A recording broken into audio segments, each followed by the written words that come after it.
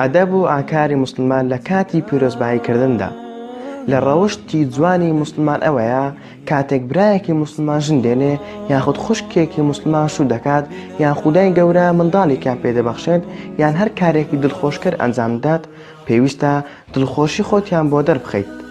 ئیسلام بەرنامەی داڕێژراوی پەروەردگاری جیهانیانە کە هیچ شتێکی کۆمەڵایەتی فەرامۆژ نەکردووە، تەنانەت قسە و وشە و دوعا و جوانی داناوە بۆ پیرۆزباییکردن لەگەڵ یەکتری کە پێویستە مسلمان لە ژیانی خۆیاندا پەیڕەوی بکەن و خەڵکانیشی لێ فێر بکەن. ئەگەر خودای گەورە منداڵێکی بە مسلمانێک بەخشی وا چاک و باشە پیرۆزبایی لێ بکەیت و دیاریەکی بۆ ببەیت.